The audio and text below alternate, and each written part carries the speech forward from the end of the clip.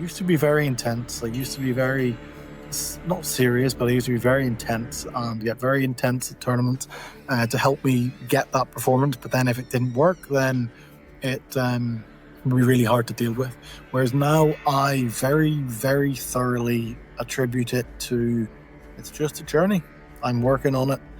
I'm working hard. I'm trying to progress. I'm making progress normally. And sometimes you lose because you didn't do well. Sometimes you get beaten, and that's absolutely fine. One of the things I love about fascia is instantaneous and both subjective and objective, and also like you get instantaneous change and then you get really long term change. When I've done those kinds of things, I've found a significant number of times that I'll be doing some mobility work, find something and be like, oh, I'm going to work in that. And then like the Bluetooth connection to my speaker goes, or, you know, the radio starts playing up, or my phone will randomly black out.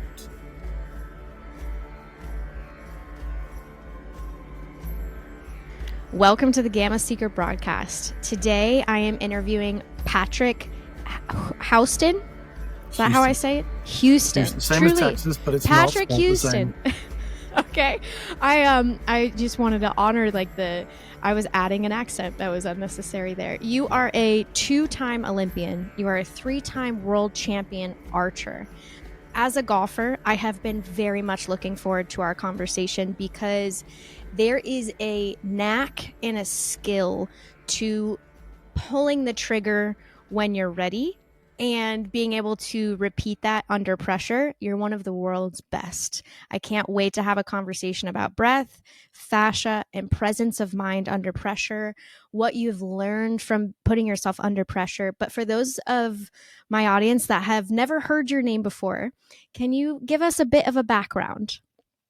Sure thing. So my name's Patrick. I'm 29. I'm from Northern Ireland, represent Team GB. I've done so at the Rio Olympics and the Tokyo Olympics. I was the team reserve for Paris, and I'm actually, as currently stands, the cover boy for the LA 2028 Olympics, or at least on, you know, one document they put out. I was the archery. I was almost Shaquille O'Neal and Noah Lyles, so I'm pretty pleased with that as a, you know, set of people to be surrounded by. I've won my first world titles in 2013 as a junior. I then went full-time in 2014, didn't go to university because I was invited to follow the Olympic dream. I made it, became British #1, set a world record that year, and was like, you know what, this will do. I'll go down this road.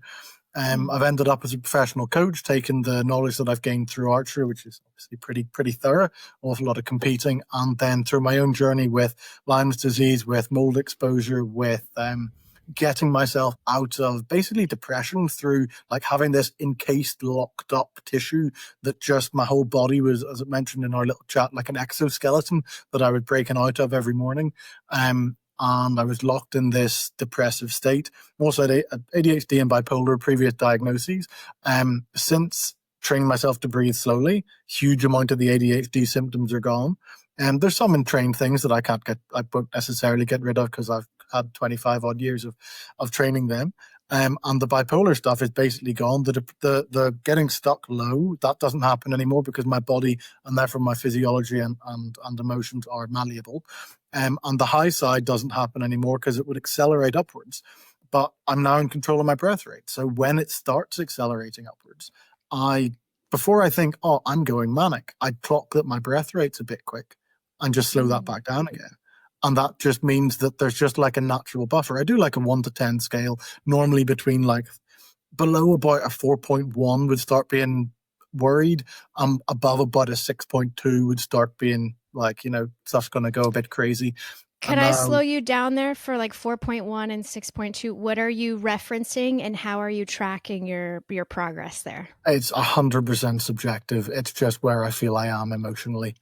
Okay, so that's your barometer of, in a sense, like the tension that you're feeling. So like you don't want to pass a level 6 in like your tension. Am I paraphrasing that It would more be arousal would be the kind of term. So if I get to like through this conversation, I'll be chatting quite a bit about stuff I'm excited about.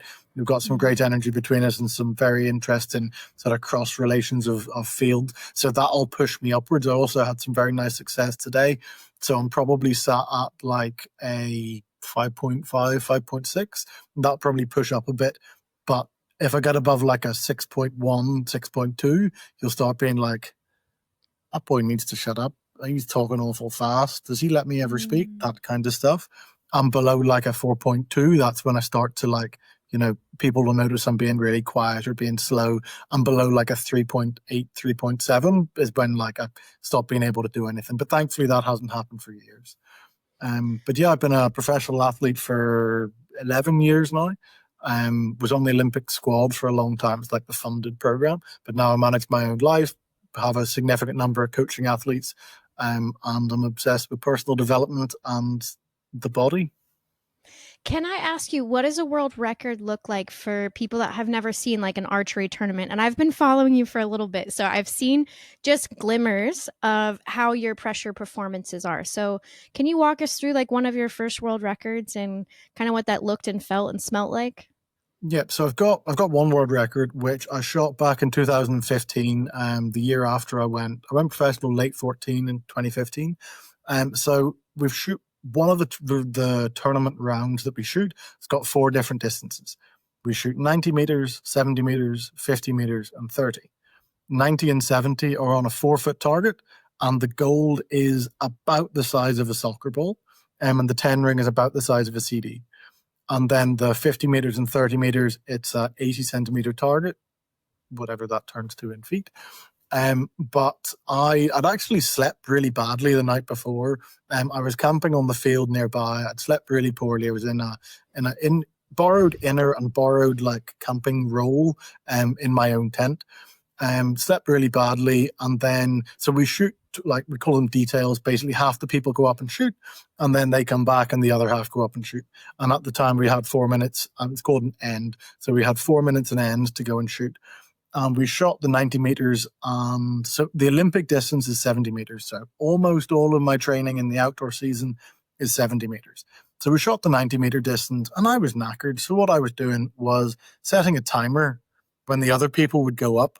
I would set a 3.5-minute timer, basically fall asleep in my chair. And then when the timer went off, I would wake up, I would go up and shoot. And my 90 meters was fine. It was perfectly good. I was first, second, like I was the top end of things, but numerically nothing particularly special. And then we came to 70 meters. And I was just doing this. So the first, they would go up and shoot, and then the next time we go up and shoot first. So if they went first, I'd set the timer. If we were going up first, if we were going first, I'd then set the timer from the judges starting to walk back. But basically, I was sleeping for half of the time.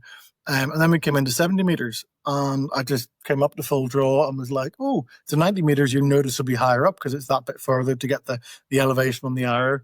But I came into 70 and was like, oh, I'm set for this distance. Shoot 6 hours at a time, obviously one at a time.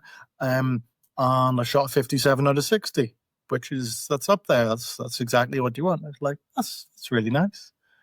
And then I went back and set my timer and sort of fell asleep again. Went up and collected, set my timer, fell asleep again.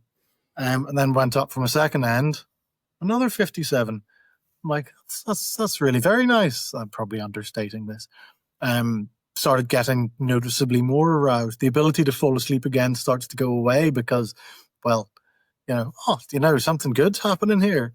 Next end, come in, I shot 58. Even better. Okay, nice. At this point, I'm probably ahead of everybody on the field, and the other bow styles there's the compound bow, which is much more hunting, which is an awful lot more accurate. They've got magnification, they've got a rear sight release aid rather than on their fingers. So instead of falling asleep, what I did was I went back to my mental routine. I'd read the book With Winning in Mind, which I would promote to absolutely anybody, by Lanny Basham. 6 weeks before that, I defined my mental program through what he was talking about, and written a directive affirmation to reinforce that, I was one of the best archers in the world. I do all these things to train a very specific structure of how you do that. And I was using this as my mental program while shooting, or a portion of it. So instead of falling asleep, I would come back to the tent and just read over this because, there's loads of people about. I could have chatted with people, etc. And then I start reading this thing instead of falling asleep, go back up to the line. So it's 57, 57, 58. And then I shot a 60, so 6 10s.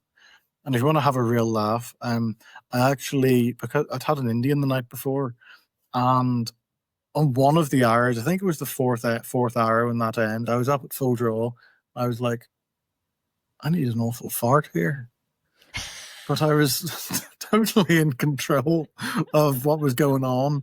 So I shot, and then I Farted. blacked. And I remember clear as day, one of the guys in front of myself, he didn't quite use this language, but he effectively said, "Is that you crapping yourself there, Patrick?" And then I shot 2 more 10s, went up and collected, kept doing this, 2 more ends, 58, 58. So then I sort of we have a wee break after each distance, move the targets, etc. And I rang up my girlfriend at the time. Was like, "Oh, I shot this. This is epic." And like the only number I had in my head was what the British record for that section of the round, because there were records for each of the sections of the round, and then obviously the overall. And I was like, "Oh, I beat that by like 6, 7 points or whatever it was." And then I hung up and I was chatting to people and bubbling away. And then she rings me back and goes, "That's a junior European record." I'm like, "Oh, that's class. That's epic." And then I hang up. And then 2 minutes later, she rings me back and goes, "That's a European record." Oh my God, that's class. That's epic. And then 3 minutes later, she rings me up and goes, "That's a junior world record as well." So junior is under 21. There's cadet. Yeah, absolutely. That's had to be so cool, man. Yeah. And you were tired. I thank you so much for walking us through that. Like I'm always teaching people a slow breath rate to handle adrenaline. So I teach my athletes a 4 breath a minute, because in golf, it's you take a shot and then you got 5 minutes before the next one. You take a shot, you got 5 minutes for the next one. So you have so much time to either build yourself back up or tear yourself down. And just like you have your 4 minutes to do the 6 arrows. Am I right? And then you have a gap of time before, you switch targets. So in that gap of time, and this is what I don't think people really get about elite athletics, is that space in between performance makes or breaks the top of the top and the people that want to be at the top but aren't. It's how you talk to yourself, how much energy you're holding. So the fact that you were sleeping and not getting caught up in that how you just performed that last set, you just got your body back into a state of relaxation. And I really think that relaxation is that place where an athlete practices in, and then when they get to a performance, they have this extra adrenaline that creates tension. So to me, I'm always trying to bring the athletes and artists back into this state of relaxation, because that's where we train from. That's where our body can make instinctive choices. How do you, because now I imagine that you go into tournaments and instead of looking at the competition, I know that you're focusing on records, and that's a hell of a way to train your brain. So can you talk to us a little bit about how you tune yourself for a tournament? And you're in one now, so walk us through that. I'm currently at the European Grand Prix. Do you mean in the exact moment, sort of 10, 15 minutes, the last 5 minutes before going up to starting the actual competition itself? Yeah, there's a layers to it, isn't it? I'm always telling people, I'm like, as an athlete, you have there's the 1 week before, the 1 day before nerves, the 45 minutes before nerves, the 5 minutes before nerves, the 35 seconds before. There's layers to it. So talk to us about your internal process. So in the 45 seconds before going up to compete, I lock eyes with the target. And that's hippocampal focus, revving up, just applied neuroscience. It's just incredibly, and we have a target. It's incredibly simple. Nobody notices you doing it because you just stood in the line staring at the target. And lots of people do that anyway, in general, but not as intently and as specific. Lots of people will be there, look at the target, and then they'll look over there and look that way, look back at the target. Whereas I'm reducing my blink rate. I'm locked onto the target. I'm absolutely staring down this 1 point for revving that up. I bounce up and down on my feet a bit to do fascial recoil tensioning stuff, and a bit of nervous system excitement in the sort of couple of minutes beforehand. But we said we have a 2 minute warning, and up until that 2 minute warning, I really don't like sharing this particularly often, but there's not going to be too many archers watching this. Alpha binaural brainwaves And I've been doing it for a significant number of years. I've tested a variety of different ones, and alpha just seems to make me calm, relaxed, in the moment, instinctive. It dials down the noise. Like, frankly, I would love to listen to music. I used to listen to music shortly before competing, and very much that would be like mindless. I've got a mindless techno playlist, I call it, where it's just really repetitive, not quite. Yes, it's stimulating, but it's very consistent. There's a whole thing about the ADHD brain really liking like repetitive beats, and I think that slots into it. I can very much work for the repetitive nature of my sport. But for probably the past 3.5, 4 years, the last 15 minutes before going to compete is alpha binaural brainwaves. I have it downloaded onto my phone, and it's just phone's on airplane mode, headphones are in. And the lovely thing is I can still chat to people and stuff. There's just this like slight hum going on in my brain that's then in training the alpha binaural brainwaves. That makes The a half lot of hour. sense to me, by the way, because alpha brains happen in the occipital lobe and they help us project and envision. So just to stop there for a moment, when you are staring at that target, because as a golfer, I stare at the flag, right? And then I stare at the target or the trajectory of what I need.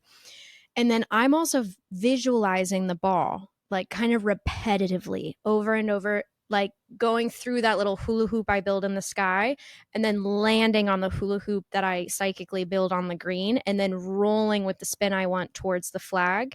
So when you're staring, are you just looking at it or are you visualizing the arrow going exactly where you want it? Some of the time, yes. Like for example, before a shoot off. So I'm at the European Grand Prix at the moment, and I won 2 shoot offs today. So if you in a head to head, if you get to 5 points each, and you tie, then you get a shoot off. And at that point, absolutely, I'm actually loading up images of previous international competition shoot offs that I've won in my mind. Like I have one of them cut out on my wall at home, which is like a lovely thing to have. It was actually at another European Grand Prix. And at the shoot off point, I'm absolutely looking at the target and seeing the arrow fly down. Once again, interestingly, as you say, with this sort of like view of the path that it's going to travel, because the wind is a massive impact on archery. Like they may have a bit more kinetic energy than a bullet, but they're far slower than a bullet.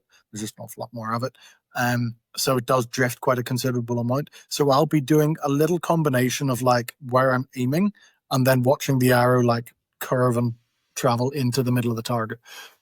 Before competing, I do at times, but not religiously. I may bring that in more. I think that would be a perfectly, given I'm standing there staring at the target, there may as well be some little mental image going in of this just mental shot process. I do a little bit of mental rehearsal directly before each shot, and it pretty much is just the execution portion of the shot and then the path of the arrow down into the target. It's just that, like, obviously we're building all the stuff up here and what have you, but just in full draw and then executing into the middle of the target and the path of the arrow in. What you're doing right there, that full draw, do you ever practice that inside in front of a mirror? Like, is that a precision like a dance move that you have Yeah. absolutely ironed out within your body? That's Yes. cool. As a golfer, it was me in a mirror for most of my beginning stages of making swing changes. And like we were talking about the flexion of the wrist and how much it means for both of our sports. Like I could be made or breaked by just the slightest fraction of a millimeter change in this in my backswing. So we would train a locked in approach so that my hands knew exactly where the slot was, regardless of how, if I messed up, my wrists knew this is the position I am looking for.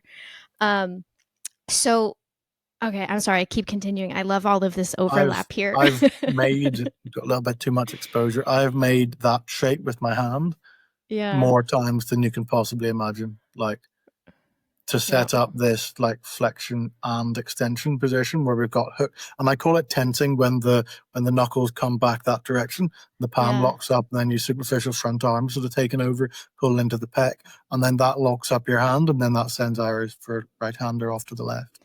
There is a Um, true crystallization that happens like in these repeated motions. Like when people talk about muscle memory, I really want to highlight the idea that like as you train precision, you're everything that you are building, like even your breath rate, I'm sure, like as you're making that hand flexion, like you're training your body to kind of tap into this level. It's not just mental, it's also how we train the body to kind of pull itself into this other state. So I'm sorry, keep going. I'm excited. Like archery is, as much as golf obviously is an incredibly repetitive sport, but you're doing quite significantly different strokes depending on whether you're on an iron or a putter or whatever. Whereas archery, like you've got indoor and outdoor bows in terms of the arrow. Indoors you can shoot a much fatter arrow. You could shoot it outdoors, you just don't, because you're not going to have a large arrow. But apart from that, you are doing physically the same thing every single time. So it's one of the most famous books about it. It's called The Art of Repetition, because it is, and to use a term that you referred to earlier, a parent of a former Olympic reserve referred to it as the dance with the bow. Because when you're, particularly, he was referring to his son and the way that he was training, doing a lot of short distance at home and getting his volumes in, getting his repetitions in. And it's just, I've got the headphones on, so this is never going to look that good. But I'm just going to take these out to demonstrate this. Yeah, I love that. Thank you.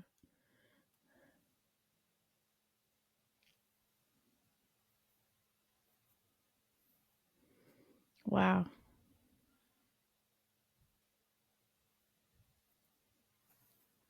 Huh. As a golfer, there is a minute and a half sequence that involves doing like going through 8 different inputs of math.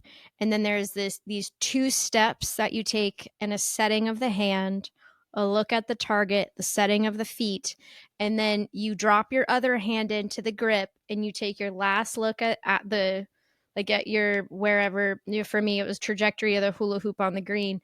And then I bring my eyes back down, I focus my eyes on the front edge of the ball, and I pull the trigger. And if I hesitate, if I take an extra breath, I back away and literally restart because I have thrown that sequence off. And at the top end of golf, that little pre-shot is, it separates the top 50 in the world from all of the wannabes. So what you just performed there is that pre-shot, that sequence, that dance that becomes like a crystal in our minds and bodies. Consistency of thought creates consistency of outcome. So where are your thoughts, like as you prepare for tournament? Like where are you holding your brain? I've actually had something really interesting happen to me recently with regard to my mental preparation for tournament. Mental rehearsal is huge and it's incredibly important, and the effects that you're able to have by mentally rehearsing and basically preloading deja vu for your own tournaments. Like any elite athlete has heard of the concept of mental rehearsal. I've done it to incredible levels earlier in my career. And for the 2016 European Championships, which was the Olympic qualifying tournament in that year, or for the European Olympic qualifying tournament, I mentally rehearsed 5 or 6 nights a week for 3 months beforehand. I'd done enough tournaments to know the people that I would be competing against. And when I went to the Europeans, I won an individual bronze at the European Championships and an individual bronze in the Olympic quota tournament. So I won 12 out of 14, the highest level matches on the European continent at that time. And it was because I loaded it up so accurately in my mind that it had already happened. I was just seeing it in reality rather than in my mind. And it was an incredible event. It was in Nottingham, so I had a home crowd cheering for me. Like, it was absolutely wonderful. Did the same for the 2016 Olympics, maybe not quite so intensely because I'd already got there. Unfortunately, the Olympics didn't go to plan. And I think there was a whole emotional side to then being able to get back onto the same wagon of intense mental preparation. There was then a whole massive technical change done with my coach. Whether it was the right thing to do for my performance in the long run, I might argue significantly against, but that's by the by. And we're talking 8 years ago. But it has made me a far better coach because I understand a huge amount of things an awful lot better. And then it's thrown up a pile of different issues that I've had to rebuild through.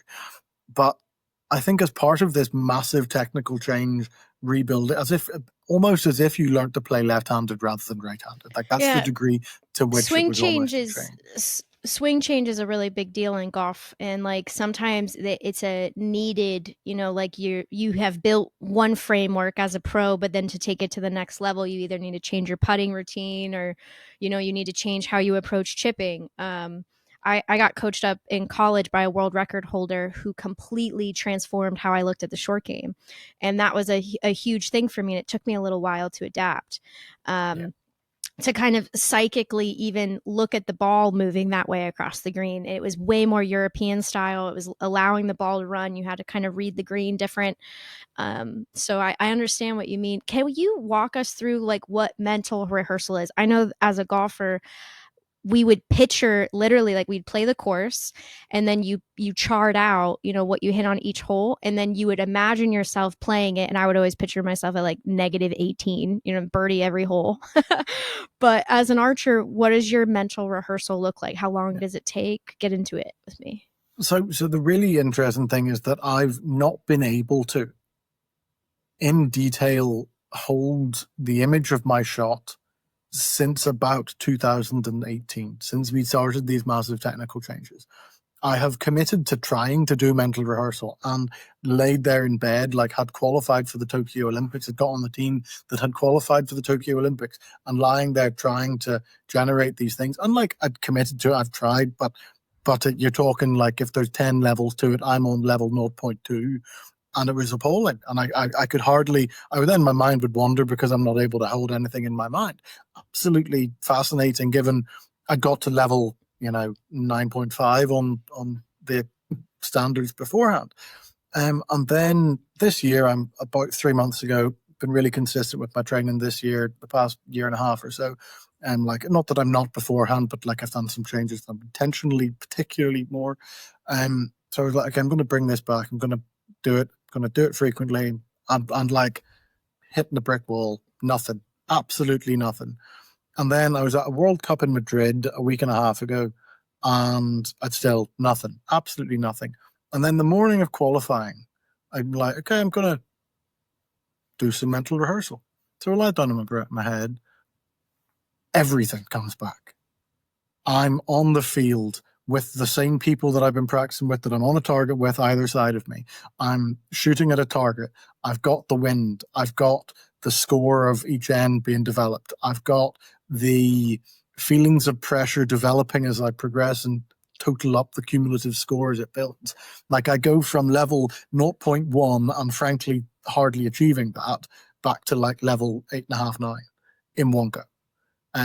So I'm now back to being able to mentally rehearse, which I'm so pleased with, and is incredibly powerful. So the way that I teach people it is that you start off with yourself in just white space. There's nothing going on, and you're just trying to hold the concept of your shot, the movements and the sensations that you're doing. And then you'd put yourself in a physical place that's not anywhere particular with a target, because like that's the next input is the aim with the target. And then you'd add in maybe, just scoring. And then you'd add in maybe there's some wind. And then you'd build into, okay, I'm at a competition and I'm scoring with a purpose. And then you slowly build up to having a specific place with specific people, with the feelings and emotions that you're going to have whilst you're doing that tournament. And then you can train the mental practices that you're going to apply. When you go 10, 10, 10, 9, 10, and then your brain wants to go, oh, if I get another 10, then I'm getting a 59. Okay, how do you stop that? What's the mechanism that you're applying? And that's where mental rehearsal comes in, because you can practice perfectly because it's your own mind. I don't quite go to birdieing everything, because I want to be at the peak level of what I'm capable of, which thankfully is really good. I might not always be performing at my highest level, and there might be a bit of a gap down that one naturally fluctuates with. But thankfully, my top level that I know I can do, I can then perform at this level that's like really pretty damn good. And then my self-image isn't going, no, that's nonsense, you can't do that. And so I would say to someone, like, at the peak of your abilities, if not maybe just beyond them, like your absolute best day, and you're setting a personal best. But if you're shooting 550, don't practice shooting at 680. This is like sports psychology at its finest right now. You've hit on a couple things. A, that the mind needs to be skilled, like trained. So even though that you were blockaded, you continued anyway to try to push that visualization limit. I want to lean into like, what do you think your breakthrough was this morning? Also, you hit upon the the construction that you can create in your mind in order to see the success. Because if you can't see the success in your mind, how can you walk into it in the future? And I think a lot of people just assume champions become champions. And it's like, no, champions become champions because they have dreamed it, they have tasted it in their dreams, they have craved it like it is already true, and they have moved towards it like a house of fire. And it's a mental castle that you build in your brain first, and then you march towards it as if it's already part of that reality. What do you think was your breakthrough with the visions coming back? I honestly have no idea. Okay. Nothing changed outside of I did it directly before a tournament that I really cared about. Like Okay. it wasn't even like I had a couple of years off the highest levels of competing. I still did some European stuff and worlds in a different category. But like I did the Florida World Cup earlier this year, so it wasn't, maybe I hadn't been doing as much mental rehearsal before the Florida World Cup, but then shortly after that instituted it. So I'd been like building up my bricks that weren't piling up into a castle, but laying them out on the ground. And then I came to the World Cup, and suddenly the bricks arranged themselves into a castle. I honestly couldn't tell you. There's nothing significantly different. I'm given the timing. I've started taking significant doses of creatine shortly before competing, just for like mitochondrial energy, brain energy, etc. Hydration But levels too, yeah. um, I we were competing because we were in Madrid. We did have official siesta. It was great. There was a morning session and an evening session starting at 5:30. Definitely the right way to do it. It worked brilliantly. But I think I did this in the morning, like a while after breakfast, so like 10, 10:30, and I probably would have taken the creatine at like 1:30, 2, given I was competing at 5:30. But I can't guarantee. Is that one potential variable of like, where did the what facilitated that breakthrough? So that's a possibility, but I can't guarantee the coach in me is always just like, well, whatever you did that morning, try to recreate it and see if you can maintain it. Because I always think that, like, we are electrical. And what I have found, like being around world record holders and elites along different sports, is that the best in the world have a magnetism. It's not that their muscles are bigger. It's not the equipment is better than the competition. It's that they have a knowingness within them that they have propagated and have continued to nurture for an extended period of time in their environment, their culture, the people around them, continue to nurture this magnetic electrical field. And it's more than just biology. And I really think that breath rate is one of the main toggle switches of us really understanding this, just like you talk about breath rate, as well as our fascia flow. I do think that our electricity, our nervous system, can be impinged when we are dehydrated or when the fascia has adhesions. So I'm always curious, when the fascia is flowing, the breath rate is low, and we start to tap into our greater power, what our brain is capable of doing. So I am curious if the creatine allows our cells to retain more water. So I'm wondering if it played into maybe you had some extra water, because I do think that when you put yourself under stress, you burn the water a little bit more. Like anytime, even in this conversation here, if we start to get excited and animated, like that goosebump electrical feeling, I think that is an outpouring of voltage that burns more water. That's why, like, when people start to channel, they get like sweaty, like on their hands, and preachers will talk about, kind of getting on fire, literally kind of feeling like their whole system is heated up. So it's so cool that you just said creatine. I'm like, wow, maybe it was just a small hydration tweak, And the next thing you know, your body has this like ability to kind of tap into a bigger field, and kind of hold that space for you to project into the future. Because a lot of visualization, where you're talking about conscious projection, which is what every elite athlete does out there, and a lot of artists that are managing themselves, not the artists that are being managed, but the artists that are managing themselves, they are using those tools as well. Yeah, I really like the concept of the bioenergetic field, and the electric field itself. Like fascia is laid down upon lines of stress, mechanical stress, and given my sport is loading mechanical stress into my body, that is purely what it is. I am a massive elastic band arranged around like the tensegrity structure, like the like demonstration tensegrity structure. Here's a few stiff things with elastic bands around it. That is particularly applicable to what archery is. So I like to think that in some ways, I'm incredibly hyper developed, in terms of the fascial structure itself. In some ways, not at all. Like, I'm not saying that I'm a superbly elite fascial athlete, but definitely in the archery world, I am at the absolute top end in terms of fascial fluidity and tensegral balance, and this kind of field of where sports science is going.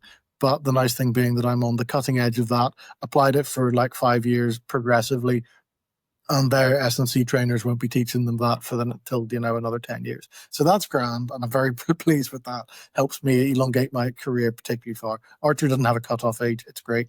Like, there are 40-year-old international medalists. Like, there is nothing holding me back from doing this forever, frankly. That's very and I've had major injuries and come back from that.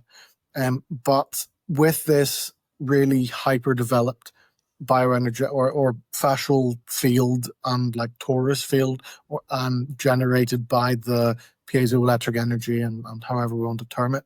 And what I found through the massive changes, one of the things I love about fascia is it is instantaneous and both subjective and objective, and also like you get instantaneous change and then you get really long term change. You can find some adhesion, and like you take some of the human garage stuff and you do some like body torque thing, and like you get it done, and then you move and you're like, I am different, like verbatim, I'm significantly different now than I was 2 minutes ago. And when I've done those kinds of things, I've found it interact weirdly with significant numbers of electronic equipment. Like if I did it now, it's honestly the kind of thing that like in the middle of this call, we start having some very particular like in-depth thing that vibes really well, and like the microphones will go. And that's just from the energetics from communication. But then when you add the, obviously, our spirituality and the mediums generated through our thoughts are as powerful as what our bodies are capable of. But I've found a significant number of times that I'll be doing some mobility work, find something and be like, oh, I'm going to work in that. And then like the Bluetooth connection to my speaker goes. Or, the radio starts playing up, or my phone will randomly black out. And like, this is not a small number of occasions that this has happened. Have you had anything like, obviously you've delved into this pretty far yourself? Well, let's go there for a quick second. I have definitely never told this story online, so it's kind of like fun to have those little nuggets come up. There was a Russian scientist. He passed away a few years ago. He used to live in the center of Florida, and he was a physical medium. So one of those like pseudo scientists that say they talk to the dead and physical objects move. I had to go meet him. So me and a group of girls, we took a trip, love it, up to this little town called Casadega to meet this scientist. And he allowed us to inspect a room. I'll make this story short. We went into a basement, very few basements in Florida. So he particularly bought this house because of its grounded basement. And he had on a Jacob's ladder, which is one of those like electrical devices. It's like if you go to a science museum where it's 2 prongs. And this device was emitting extra electrons. And he had a couple different devices around the rooms that were charging the environment. And because the environment was in a basement, it was holding all this extra electrostatic energy. And at a Okay. certain time, we inspected the room, we inspected the table, which was the moving device. And this story is so hard to believe. I feel like if I listened to it, I'd be like, this is a load of baloney. But I was there and it changed my life. So we went into this room and we turned off the light. And it was ceremonial to turn off the light because it allows your consciousness to relax into what is. We held hands. Okay. So the magnetics of 5 people were connected by hands around one object. And we were saturated in a field that had been proliferated with electrons from apparatuses that were exposed. You know what I mean? So literally the field itself was blockaded from other things. We went in there, we held hands, and then we sang a song. We sang something like a child songs, like "You Are My Sunshine, My Only Sunshine." We had a I'm getting conversation goosebumps now. with the unseen. Each of us, there was a whole prerequisite. Each of us had someone that we loved pass away. So we were, the scientist told us, whoever it is that you would like to speak to, that's on the other side, ask them to be with us on this time and date, and they'll show up. So when it was my turn, I had at that time an ex-boyfriend who had passed away. We were together for 7 years. I loved him very much. He currently lives in my garden. His name is John Paul. And still, I feel like he's very much my guardian. And when I went up there, I was asking John Paul about my future without him. So when it was my turn, the table, I'm not even kidding, it had turned on its side and had slid towards me, a 150-pound table. And it anchored into my system beyond any belief or doubt that what we actually are, this electrical consciousness, is undying. We have the privilege of having a body that has senses that we can touch, we can eat, we can have sex. Like, it's amazing to have a body.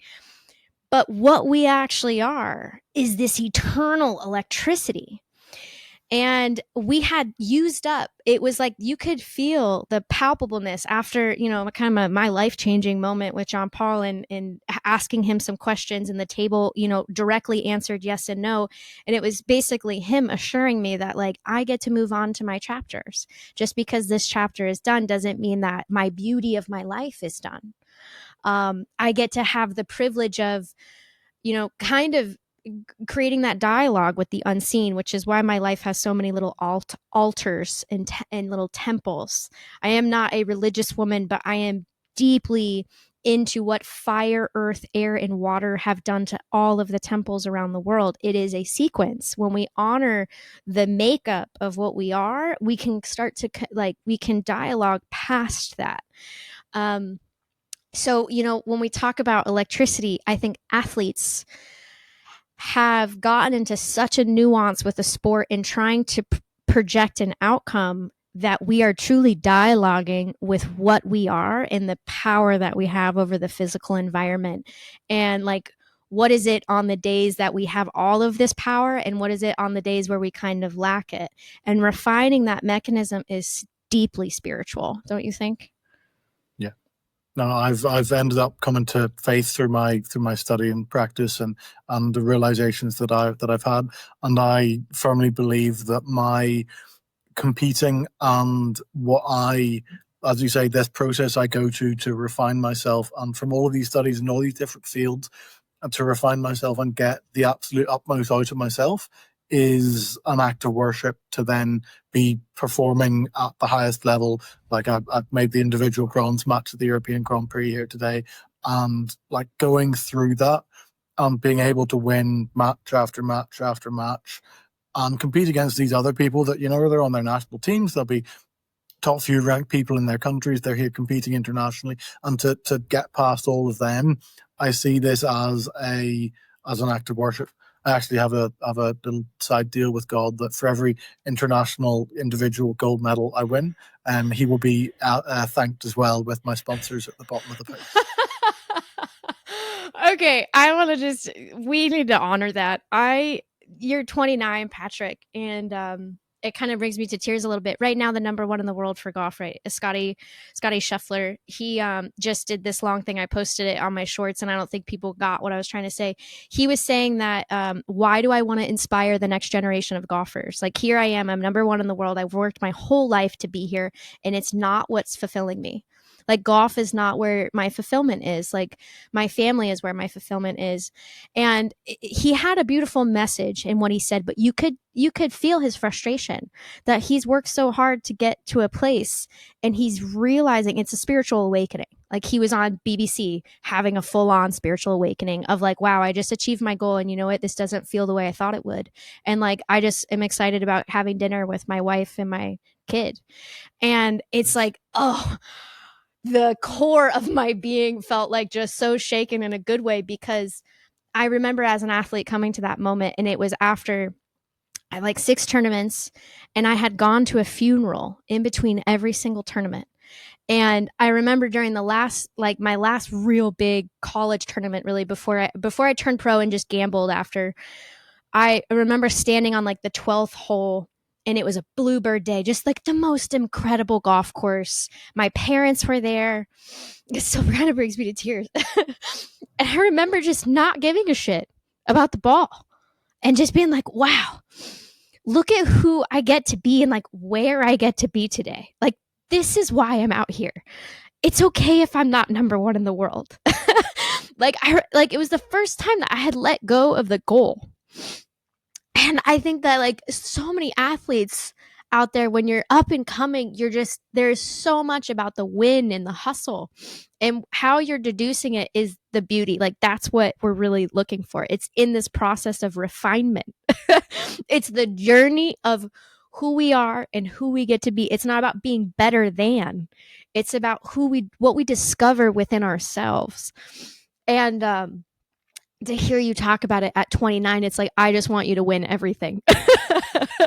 Like, bring that message to the next gen of athletes, because it's not about winning. It's about the fulfillment that we find within that process. Could you elaborate a little bit about it? Because that just made me so happy and emotional. About the journey to faith, as it were, or the like practice, the competing being a form of worship. However that makes you feel. Whatever you're supposed to say. I'm just going to sit here and listen for a minute. So I was raised, technically my grandfather was a minister, but effectively I was raised, I think an awful lot of people are nowadays, of just kind of science explains it all, and we don't need to believe in things. There doesn't need to be a me. We didn't really go to church. I was definitely atheistic until I did philosophy and ethics as my last year of high school, last couple of years of high school. I then changed to agnostic because I was like, okay, I'm not saying there isn't anything, but I don't think there is. So I'm open to change if something was to present itself to me.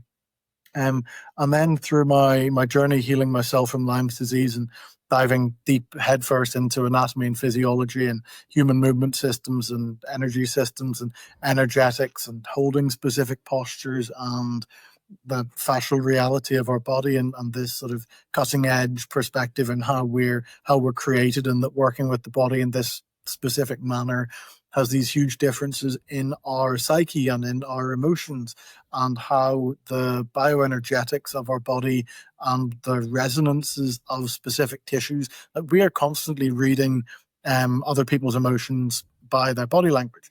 And you are scanning the same thing from yourself constantly. So if you are sat like this all day, it's very easy to be with, typing away on your desk, what have you. You're sat in that. Well, if somebody came along and said, "Oh, they wouldn't need to ask me how I am, because quite obviously I'm sad. Actually, I'm just hunched over my desk from typing all day." But that sad body posture is there all of the time.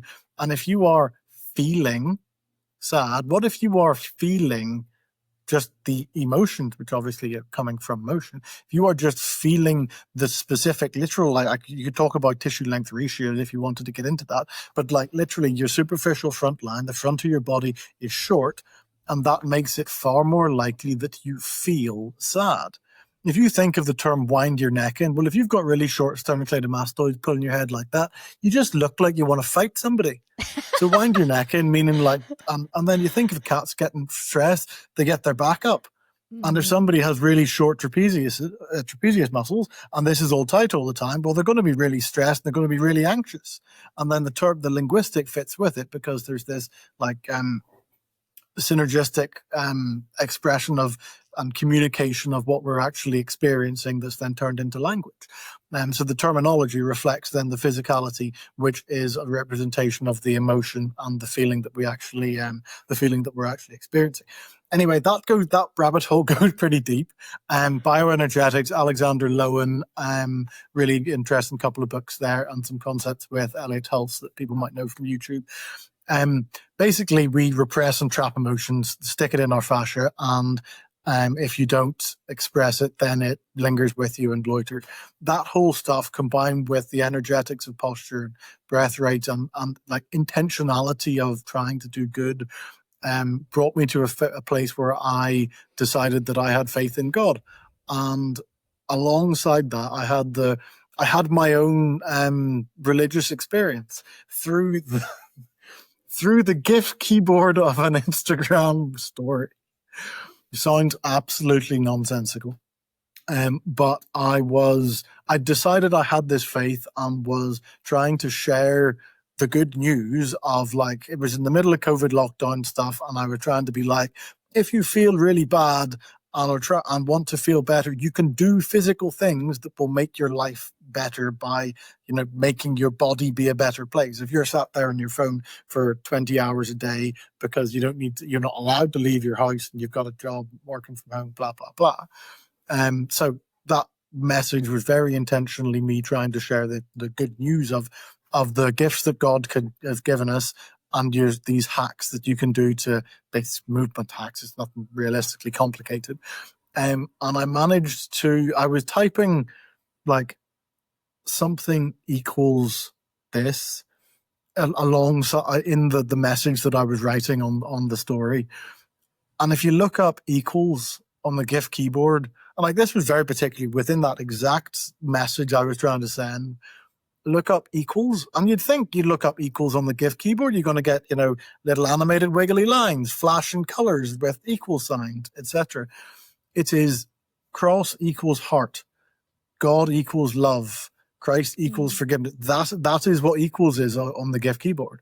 And I took that quite significantly as God saying, sorry, that was me trying to give a thumbs up. That was him speaking to me in that moment. And then to take it even a step even further.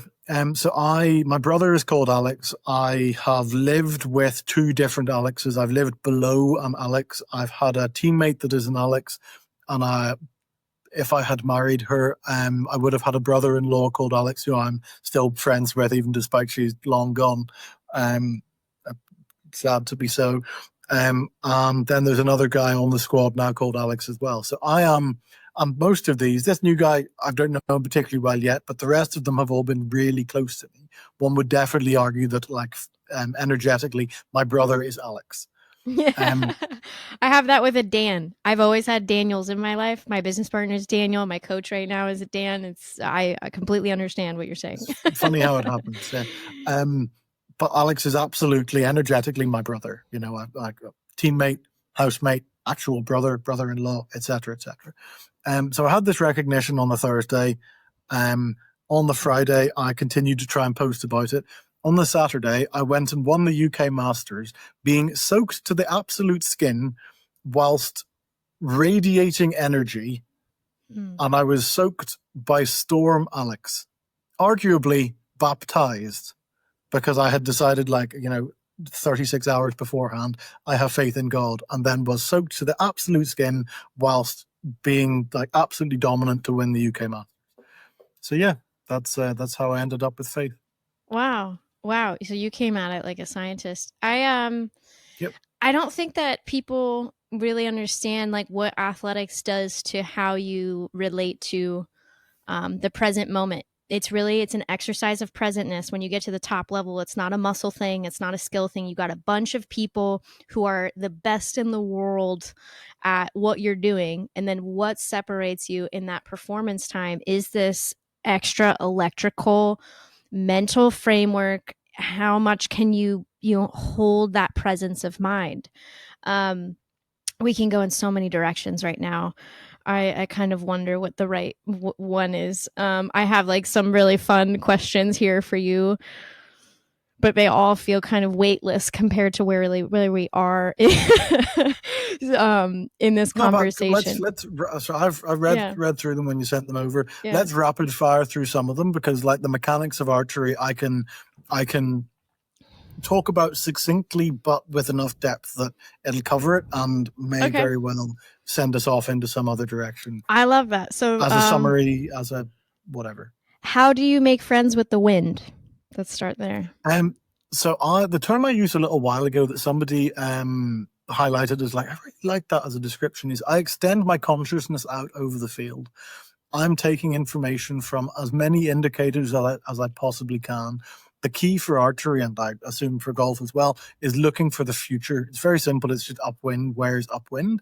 But you have to have your consciousness extended out over the field, because what if the wind changes direction and starts coming from a different place? A light breeze can meander this direction and then meander back that direction. If you're looking at the same indicators and taking that information, you're not going to clock that difference. So I'm constantly reading it, whether it's the flags and the targets, whether it's the windsocks either side, if there's feather flags, if there's trees in the distance.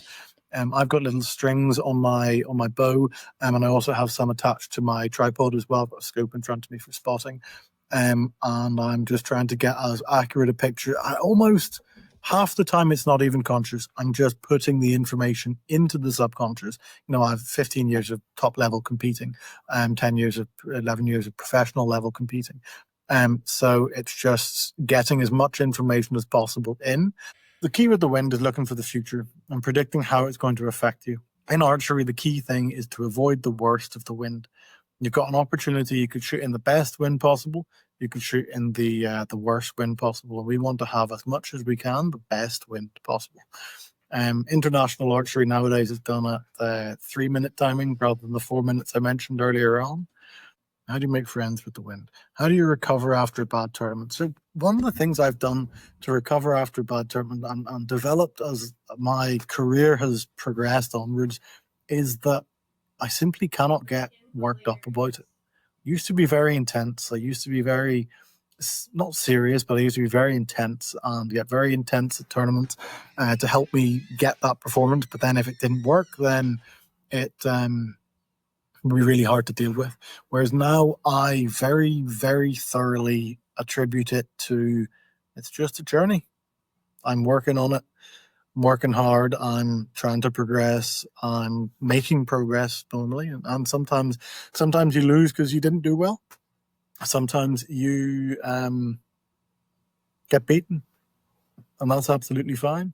Recovering after a good tournament, I'm a hearty believer in enjoying yourself. So a good celebration is often in order when good tournaments have been had.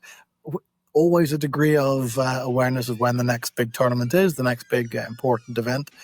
Don't want to be going too wild and I'm not as young as I used to be. It takes a little bit longer to recover than it used to. But I am firmly a believer in enjoying your success. And then it comes down to setting your goals for the next tournament. Well, I used to go to extremes of intensity, extremes of work, extremes of poundage, extremes of hour volume, extremes of competitions, etc. And with the injury that I've had in the back of my bow arm shoulder, I've decided to, instead of going to extremes of intensity, I've decided to go to extremes of duration and extremes of consistency. Because archery is a sport, I'm 29, I can keep doing this for another 10 years easily. After that, it's very impressive continuing to be a professional archer into your 40s, but it is not unheard of. And I think with the knowledge that I have of how the body works, how to train myself and what have you, I think I should be able to do that, so I'll keep celebrating for years. What's the standard reward of winning these events? So that's probably like specifically like competition winnings. National level stuff, 150 quid. The national tour finals, we've got a series of events in the country. National tour, and the national tour final is then the individual match play finals at the end of the event. Significant amount more prize money on that, noticeably more important tournament. I'd probably be taking home $3,500 from that. But that's the national circuit. International tournaments vary a lot. Like this week, the European Grand Prix, if it's the same as the one earlier last year, it'll be 1,500, 1,500, like first, second, third. Unlike golf, doesn't get paid all the way down. World Cups, it's getting pretty reasonable. You're talking probably $5,000-6,000 when you put different sponsors together, and then the prize money, it could be more depending on what contracts you've got agreed. And then there's various indoor tournaments with different levels of prize money. Some massive, some pathetic.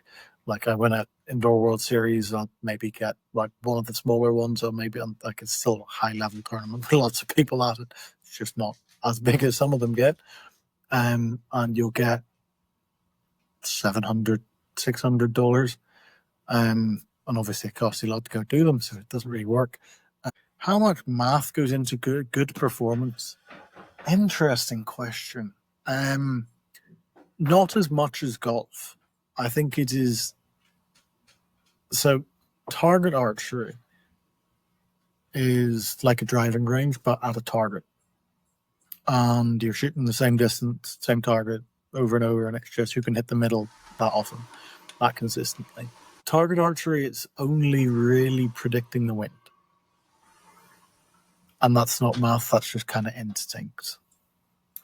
Field archery, though. Field archery is the golf of archery, up and down hills, different distances, different target face sizes. You've got there's two very particular pieces of mathematics. So one of them is for the unmarked field archery. So unmarked field archery, you have to guess the distance. There's some stuff in America where this doesn't work, and they're just using like looking at it and the scales of like counting the ground. But my style of field archery that is the world archery style, you've got four sizes of face: 80, 60, 40, and 20 centimeter targets. And each of those targets has a window that they shoot within, that they have their distance they are shot at within. There's a formula that you do. Basically, you compare a piece of your equipment to the size of the target, and by accurately counting the size of the target against it, there's some math. You can do math, or you can just learn what the pattern is, set it up to be easy to learn. And then you count the number of rings, do the bit of math, do the pattern recognition, and then that gives you the distance to the target. The other bit of math that is done in field archery is, it's not quite trigonometry, but basically when you're shooting up and down hills, the straight line distance from you to the target is not necessarily the amount of distance. Say it's 40 meters to the target. If you're shooting up like a medium uphill slope, like up to like a first floor building, 40 meters, for uphill, it's not actually going to make much of a difference. Second floor building, you're going to start taking off a little bit. Third floor building, you'd be taking off maybe 2 meters, 1.5, 2 meters at that. 1 story down, 40 meters down the hill, you'd be taking off 1 meter and a bit. 2 story down, you'd be taking off 2 and a bit. 3 story down, you'd be at like 4 meters or so. And that you can learn it very mathematically. With a recurve bow that's a bit slower, it's not quite so accurately trigonometry. With a compound bow that are much faster, it's almost the pure trigonometry of like the cos of the angle or sine of the angle. So for a new shooter, how do you describe good posture? Frankly, I don't really care for most people until you start taking it quite seriously. Your first 4, 5, 6 times shooting, I probably won't even mention it. Talk about the overall dynamic of the movement pattern that we're trying to do in execution. We're in full draw, and then there's this like pushing in, not that I'm leaning back and just getting the camera, but I'm there, and then push into the target with this arm, pull back with this arm, synchronized, obviously very, very accurately. But the general posture would be neutral, mildly posteriorly tilted pelvis, not significantly, chest down ever so slightly, just so that you maintain, like, just not up, frankly, so that you maintain that like intra-abdominal pressure, that you've not got any force leakage by the rib cage going that way and the pelvis anteriorly tilting, and then the force leakage out here causing flared ribs and like protruding bellies. So we've got the ribs stacked over the pelvis and the pelvis stacked there. Transverse abdominis compressed around there, so that you've got like this connection that's providing fluid force transmission around the structure. Have you designed your own equipment? Yes, I shoot my own grip. I'm on the, well, second major iteration in terms of a Halloween skinny grip that was a very particular idea and design. And then I've designed a much more complicated, much more curved, much larger grip. And that was like 15, 20 iterations over the course of 15 months. So it very much my own equipment that I've designed there. I have some very intentional equipment choices that I use. I use barefoot shoes, Vibro Barefoot. Use code Houston for 10% off, as per this. And I use barefoot toe socks, because like, what's the point in wearing barefoot shoes if your toes are then being crushed together by socks?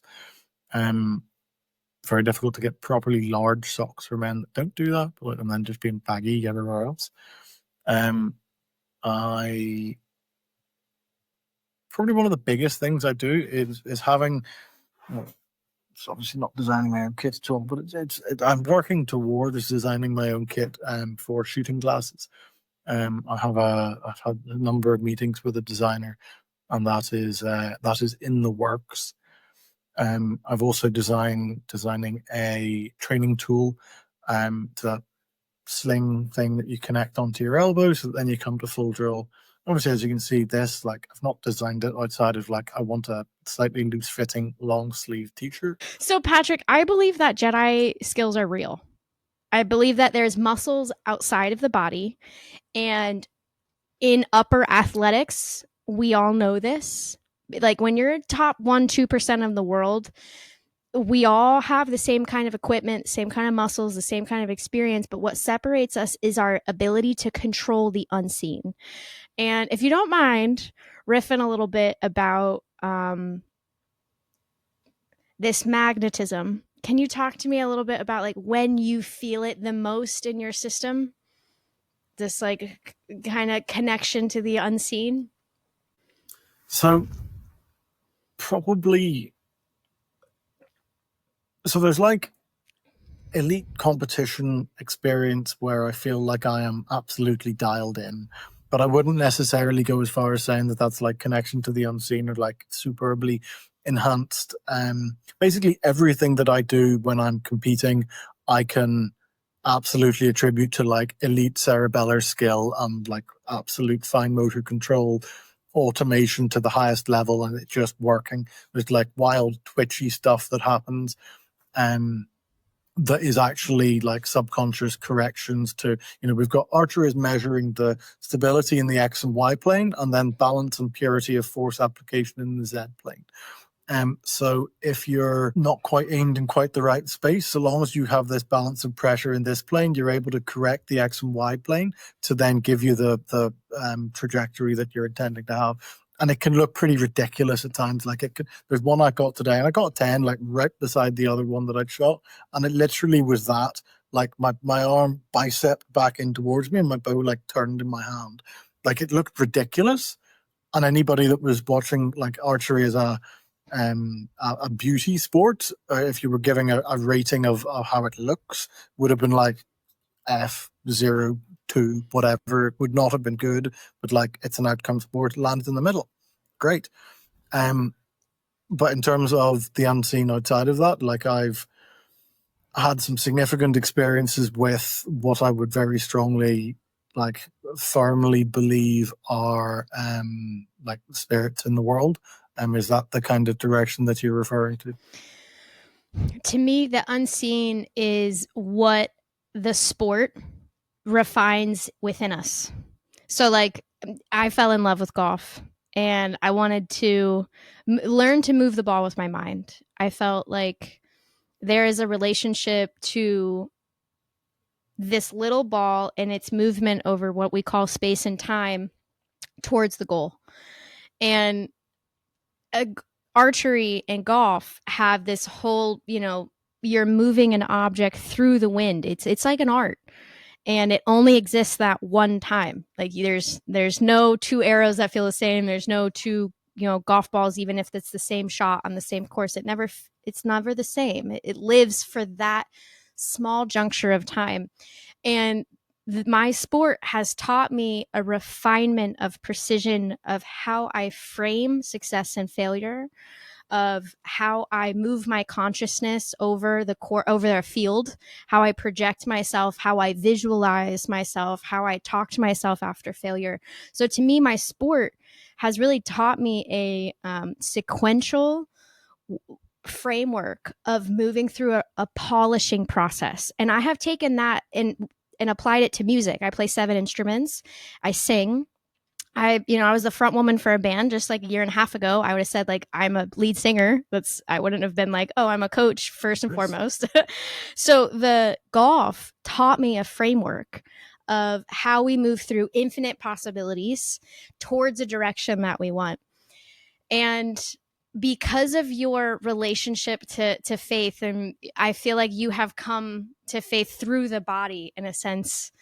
So it's the argument for design is absolutely what that is, like practical, experiential, but lived experience of the argument for design.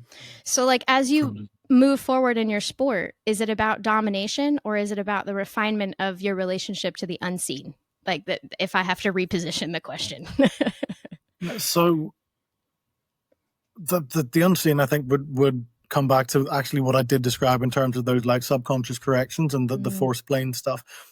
Because what I'm trying to build in myself and in the athletes that I coach is pure and I constantly use the term like aberrant, but like unimpeded force transmission, carefully aligned around the force plane of the arrow. So you've got the forces of the bow, which when you open the bow, it's quite a significant force. And then the micro accuracy that you need to position and maintain stability in and express force through the action portion of the shot, i.e. the arrow leaving the bow. And that then the subconscious corrections that are capable of that, like hence the incredible levels of elite level scoring that people eventually get to in the heights of the sport. But what we're trying to build with this carefully choreographed process of like mechanical lengths, mechanical positions, force transmissions, muscle recruitments, joint positions, all of the nuances of biomechanical positioning is to create a pure force line where I'm able to express force directly along this line through the back end of the string, through the front hand into there. There's no deviation or change in that. All of those, because like there's a straight force line that the arrow is sat on, and like you can make really nasty shapes and apply force in the same plane, but then when you then tighten up under pressure, your body changes how that force is being expressed, and the mechanics no longer create the same exact balance force plane. Basically, a balanced system becomes more balanced, an unbalanced system becomes more unbalanced. So I'm trying to take every single portion of inefficiency is you could use that as a term, but every single unnecessary force out of the way and get the activations and body mechanics and tissue activations in position so that when things tighten up, things don't change, because the slightest little change in, if my head goes from here to here, then my arrow is going to go high. My body goes from here to here, like even there to there, then my arrow is going to go low. If my hand goes from here to there, then my arrow is going to go left. If I move from the attachment of my superficial front arm line there, the pec and the lat, rather than using the rear of my arm as a whole moving around, then my arrow is far more likely to go left. And these slight tweaks in application of force and the balance around that structure and the control and the consistency under pressure and the consistency of application of that in the highest pressure going whilst you're looking at the wind, whilst you're dealing with the fact that if you win this set, then you're winning a international medal, etc., then that's the nuance of what I'm trying to get. And like in terms of my relationship with the unseen, I would say that the unseen is what you can see where the body is, you can see where the mechanics are, you can see the shapes of things and how they're working and how they're moving. But the unseen element is what is the actual exact force of the bow and how is it being transmitted and moved and translated through the body itself. In terms of like how that's then progressed on into sort of my life and what I've learned from that is that you can't get it right instantaneously, and it's a constant process of improvement and improvement and improvement and polishing and polishing. One of my coaches used to say it's a journey. I mentioned this in the recording section that you weren't party to.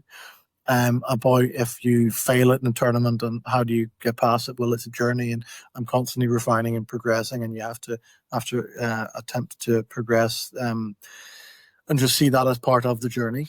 But the single biggest thing, and I really got this from the fascial perspective as well, is little and often. Have a view of where you want to be and just, a quarter of a step, a quarter of a step, a quarter of a step. And if you do a quarter of a step in a few different fields, 5, 10, 15. I've got a lovely monthly tracker that I fill in almost every day. And basically is every day, but I just haven't filled it out while I've been out here because I ran out. But that's a different story. No, I'm a statistician too. And like my favorite player growing up was Annika Swarnstan, who was very statistical about how she segmented her training and the checkoff list. Like I've lived and died by that. That is, I think. Well, you'll really appreciate this. Yeah, show me. Because if any athletes are out there that are like, how do you become the best? This is how you do it. This is how every great has done it. You build goals and then you track how you progress towards those goals. You hold yourself accountable. That is just a work of art there.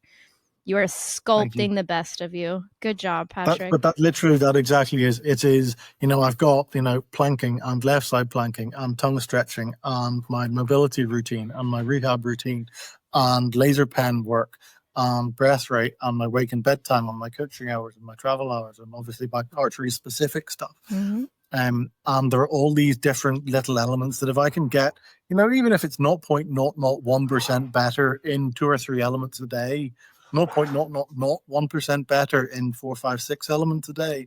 Well, this is when I do my next one. That will be chapter 7 going from December. Hence, I've made significant improvements in terms of consistency recently. I would love for you to try. I only haven't done this because I'm broad. I'm sorry for interrupting. Yeah. I would love for you to try my programs. I think they're the best in the world, honestly. And so for you to add that, I would love to see if it gives you another edge. And it would just be a gift in hopes that we get, to work together long term. But I think that you may find the way that I teach breath rate and the shape of the breath may be incredibly stabilizing for you. And the way that I teach fascia flow as a golfer is from the ground up, very different than human garage, looking at the tensegrity of how we weight disperse. So getting that superficial backline fully open and fluid from the ground up. It would just be nice to see if, my extra edge would give you another corner, because it is so different than what's been out there. So from what I've seen of the way that you've described things and the way that you've described the fascia flow and working with dense fascia, loose fascia, and applying different things, like I was absolutely hypertonic, and frankly, I think almost everything dense, compressed, archery load with no specific movement practices before I got into this world. And through WEC methods, through ATG, through bioenergetic release, my body has changed massively, but I think there's still huge realms of possibilities. And like I actually discovered your page on, you were doing some here are 6 or 7 books that I would really recommend. And so I bought 2 of them and added the rest to a list for Christmas requests. Nice. I love that. And that's where I came across you, and I'm glad I did, because I've learned a lot from what you put out already. I really enjoyed this conversation. That's not me saying it has to end, by the way. Where can people? Would absolutely love to. I'm sorry. Sorry, carry on. I'm sorry. Where can people Not that way. follow you? Because there's going to be, my audience is going to definitely want to watch your journey. And like you just introduced them to a whole new sport. But the psychology of elite athletics is so cross pollinating that everything that we're talking about, protocols, sequencing, recovery, mindset, mental rehearsal, everything can be cross-pollinated for people. But can you please tell my people where they can find you, where they can watch your beautiful exposés? Yeah, for sure. Instagram or Facebook would be the main ones for me. Facebook is exactly what is here, Patrick Huston OLY. That exactly is my page. And then Instagram is Hustagram, so HUST grams. I've had it a long time, and that's just what the name is on Instagram nowadays. Obviously, it's not the absolutely optimal business alignment, but that's just what Hustagrams is. There is Houston Archery School as well, but it's very much catered to the specifically teaching archery. And realistically, the page is Hustagram. Okay. Well, I'm delighted by this conversation. It took some turns and twists that were unpredicted, and I'm so happy that you were able to rifle through those questions after you turned off the electricity at my house with your hands. Yeah. My editor will have a good there are time a couple making down that at the piece. bottom. Yeah, that's if you'd like to go over the last couple. There's a few on like the mechanics of archery that I didn't get to. I got down to designed your own equipment. Okay. I've answered designing my own equipment. Have you designed your own equipment or no? Yes, so I've made a grip, made 2 grips. I've done a huge amount of iteration. One much earlier in my career, then one much more recently. It's very curved. It's designed to create this like cocking internal rotation of the arm that like creates a locking sensation that then aligns the forces into the bone structure. And I released that, and then about 3 months later, I was like, I need to change this again. I love prototyping equipment. I think it gets you into a different field when you start designing your own stuff. That's very cool. How do you prepare for the adrenaline rush? Long exhales, pretty simple. Calmly knowing that it is a good thing. That's it. The nerves and excitement are the same thing. It's just the connotations that you apply to it. And that when you feel like you're shaking, it might just be the increase in tension that's happening that makes you more balanced, and hopefully you've addressed that earlier in your preparation so that you're more balanced when you are tight. And the other thing just being long exhales. I tell people all the time. Sometimes I do some saccades, but mostly it's just long exhales and just trusting that I've done this long enough, I've won enough medals, I've done enough major tournaments, this is fine. That's beautiful advice. That's beautiful advice. Adrenaline is a skill to be honed. You train for it. The long exhale is point A. I love what you just said. That's ideal. Do you do any eye training? Just curious. So every single time I compete, I'll do like up, down, left, right, diagonals, in and out, and the same with my head. I very recently realized that so I've done a significant amount of it various times in my careers, and then I maintain a fair amount just to keep all of the eye musculature going as well as I can. Sometimes when I wake up, like before I get out of bed, I'll just like dance my eyes into all corners of my eye sockets just because. I do the eye focusing before I go up to shoot. And then quite often I'll do, I think it's cerebellum specific, where you like look and close your eyes, bring it back, look, close your eyes. And then sometimes too, if I feel I'm getting a bit too wired or a bit like threat responsey, and then I'll do some saccades, like dancing between the 2 points. And really interestingly, I've done this for my warm up for years, like literally like mid 2022. I learned about this stuff, and then I realized that I've never done it with my arm extended. And I'm like, this is awful. I'm like really bad at this. Like this, I can go really fast and keep control of it. It's great. But like, there's like short distance, middle distance, and then, longer, really long distance. But I've done like, I don't know, 20 inches or so. I've not done 30 inches. And it's a very significantly different like level of neural coordination, ocular muscle coordination to do it with my arm fully locked out. I've never done it short, so now you make me want to switch it up a little bit. For those of you You'll probably find you're not anywhere near as good. For those of you that don't know what eye exercises are, your eye is kind of like a ball socket joint. And often when we're, used to fixating our eye in one, but for something 6 feet away, there's the actual open and closing of the eye that like we can train for distance and for pullback. So as a golfer, I would train my eye with something we call a Bushnell. So before I would shoot it, I would guess it with my eye. And I trained my eye to be like plus or minus 2 yards. And it's made me amazing on a sailboat, like for sailboat racing and weird stuff. Like I know what 56 yards looks like, and I know what 64 yards looks like. I know what 75 yards look like. That's a very specific skill that I referenced in the portion that you weren't here. What math is in archery? Target archery, it's really not very much. A bit of wind prediction, and that's it. Yeah. Field archery, target archery is a driving range, but at a target. Field archery is the golf of archery. Up and down hills, different distances, different target face sizes. Half of it is unmarked, so you have to guess the distances. In the US, there's an awful lot of 3D, which is literally rubber animals, and a lot of that is entirely unmarked, and they don't have the math involved. It's just knowing that 56 yards, that 28 yards, that 62, etc. In my style of field archery, we've got 4 target face sizes, and basically there's a window that each target is shot within, and then you compare a piece of your equipment to the size of the target, and some people just learn the patterns of where it sits. Some people will go, each ring is worth 4.3 meters, and then count the number of rings and do the math that way. But it is very specific mathematics of perspective to give you a precisely accurate, or as accurate as you're capable of, representation of the distance. That's wild. Wow. There's this thing in golf about judging how high a tree is, if you can hit the ball over it. And you step on your club face. And when you flatten your club face, the angle that the club is at will point up in the air.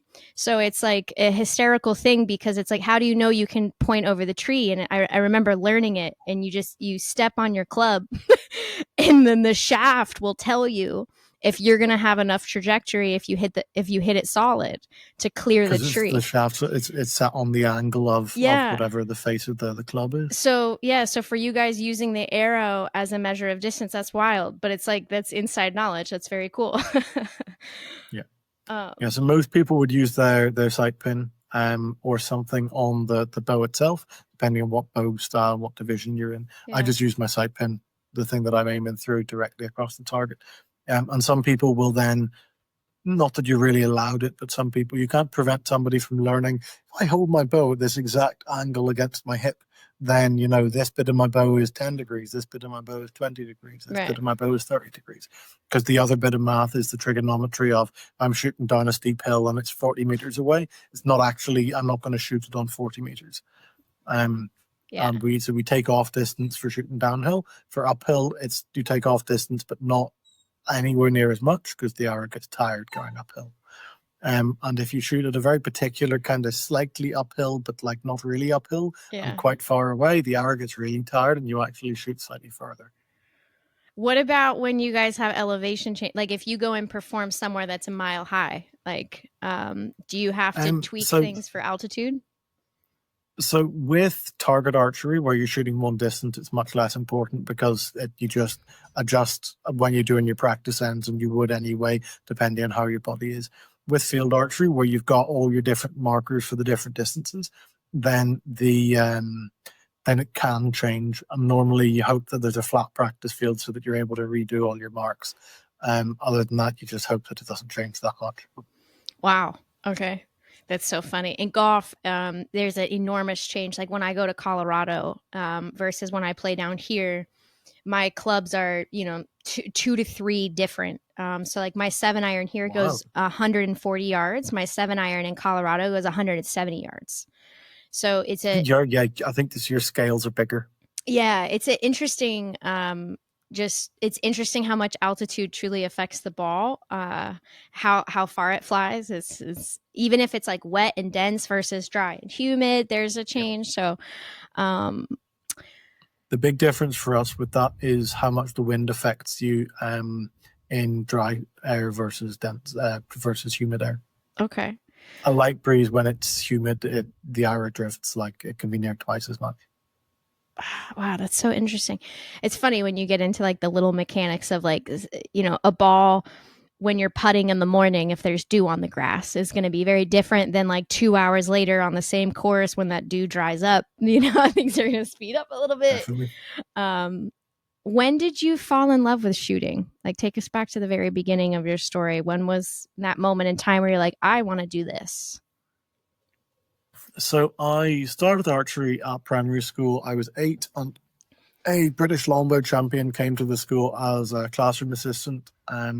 She started an archery club. Everybody in the school went because who doesn't want to try archery? Um, I stayed. Very glad I did. Very happy with this as my life. Um, Very different story than the one I expected, frankly. But everybody came along. I think we shot 3 arrows. Didn't really do much at all. But she was lovely. She was really nice, and then I kept going back. That wasn't necessarily the falling in love with it, although I do distinctly remember having a cardboard skeleton from Halloween hanging below my bed, and standing with a bamboo stick and a shoelace and a piece of hedge privet stick from the hedge, practicing at home. So I got into practicing seriously earlier, when I was very young. Um, this is something I really want to do. I went to the Northern Ireland schools. So this was in primary school. Joined the same club in secondary school. Like the two were sort of twinned. One was just the junior school, the senior. And she ran an archery club there, so I went along. Interestingly, one of my friends from like the school, he came and joined the archery club. Then we ended up best mates, and he's now gone to an Olympic Games for archery as well. That's awesome. He's followed, like, we've been best mates for 18 years, and he's followed a very similar, few steps behind me, but now has achieved, he's an Olympian as well himself, multiple international medals. So that's pretty cool. So I went to the school's cup, and apparently I told somebody there that I'm going to go to the Olympics. I don't quite know if that's when I really fell in love with it. It definitely was somewhere around 2010, because I started going to competitions every weekend. There was one particular competition, and there was me and this other guy, my age category. We were nip and tuck the whole way back and forth. And then the last dozen of the tournament, and it was 5,000 round, the last dozen, he pulls out like a 115 and just leapfrogs me by 10 points and wins the event. And I was like, I don't really like this coming second. So I pushed harder, worked harder, progressed. And shortly after that, he never ever beat me again. And I think it was sometime around then, because in late October 2010, I got invited to the Northern Ireland squad. Got invited to come back the second day for like the elite Northern Ireland squad. Started getting, personal best after personal best. At that point, when you're inflecting upward, it's a very rewarding experience of like, oh, I'm getting better, every week. And every weekend I was going to tournaments. And I think that's when I really fell for it, because since 2010, 45 out of the 52 weeks a year, I'm at a tournament. Man, that's the point when that change happened into my life. And it's definitely around then. The point that I decided I wanted to be a professional archer, and like continue with this goal and stay in this life, rather than do a couple of years of professional archer, go to the Olympics, then go to uni and see what else happens. I was at the Olympic test event in Rio 2015, and I was listening to Follow the Sun by Parallel Stellar, wonderful electro swing band, strongly recommend. The line goes, I'm going to tell my mama that I'm a traveler. I'm going to follow the sun. And I just had this image of, 15 was my first year of loads of international competition. And I was like, oh, what's that year? And I just had this image in my mind of, to tell my mama I'm going to be a traveler. I'm going to follow the sun being like, the goal of the target. And I just had these very clear sensation or thoughts, feelings of, I want to keep doing this. This is great. Wow. Patrick, this has been such a delightful conversation. Honestly, I'd like to have you back again. I know that you're in the midst of competition right now, so I wish you the best of luck. I remember you said you crushed today. So I wish you luck tomorrow in your tournaments, and let's do this again in another quarter. I have 100 more questions for you. Honestly, we could go on. It's been 2 hours, and I really think that this is just kind of the beginning of our friendship. I wish you the best. The fact that you're coming to such deep and profound understanding of where sport, I think, is really meant to take us. Sport is meant to take us to our greatest. And for you to be refining your greatest and seeing this bioelectric magnetism, faithful, spiritual, psychic connection to who we get to be, I can't wait to see what happens to you over the next, 30 years in your sport.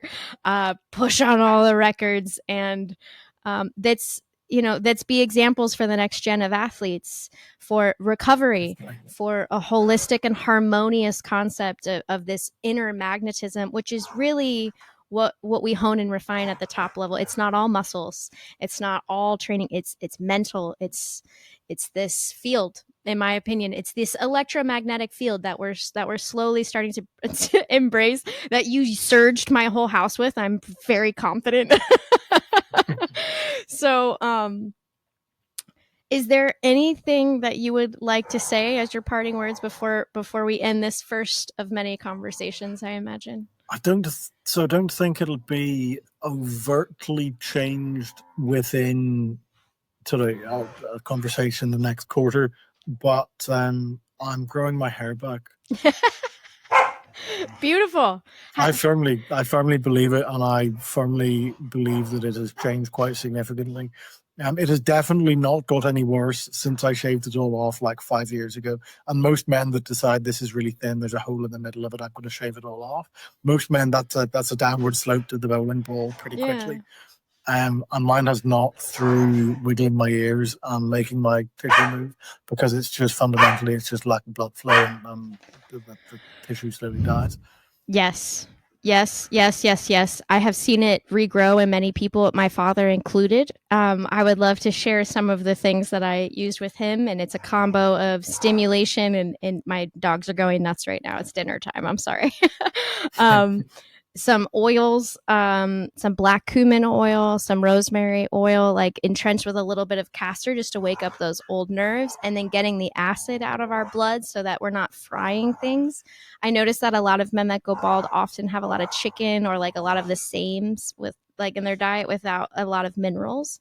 So I have full faith that you can grow it back. I'm excited to see what happens in the next few months. Yeah. And it's one of the biggest things I found was just not cutting it really short, because like when you cut it really short, the little hairs don't have time to grow up before they're cut off again. Yeah. And so I've gone from like doing a 1 to like a 3, and that itself has made it look so much thicker because it's just the little ones are growing out. Aw, but I look forward to seeing what you can do. I really am excited to see this. Yeah. Well, I can see from how your content is going down that you're obviously very successful with what you do.